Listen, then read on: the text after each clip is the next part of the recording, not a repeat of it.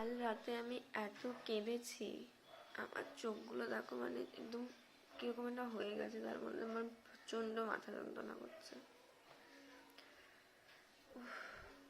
না, কোনো রিলেশনে ঝামেলা হয়নি, না কোনো ফ্যামিলি প্রেশারের জন্য আমি কেঁদেছি, না কোনো ফ্রেন্ড সার্কেলে কিছু হয়েছে, এগুলো কিছুই না। বসে থাকতে থাকতে হঠাৎ মনে হলো যে আমি নিজেকে কোথাও হারিয়ে ফেলেছি, মানে নিজের জন্য আমি টাইম বের করতে পারছি না। এই ভাবতে ভাবতে অনেক পুরনো কথা আমার মনে পড়ে, আর আমি প্রচণ্ড পরিমাণে আপসেট হয়ে যাই। মানে এতটা পরিমাণে আপসেট হয়ে যাই, আমার রিলেশনের দিক থেকেও, ফ্যামিলির দিক থেকেও, ফ্রেন্ড সার্কেলের দিক থেকে নাই বলবো। আমি রাত্রি 3টে পর্যন্ত কেঁদেছি, যার জন্য সকালবেলা আমার মুখের এই অবস্থা, আর মাথা চোখ প্রচণ্ড পরিমাণে ব্যথা করছে, মানে ফেটে যাচ্ছে। আমি যখন আমার বেস্ট ফ্রেন্ডকে বলি, তখন ও বলে, দেখ এগুলো ভাবিস না।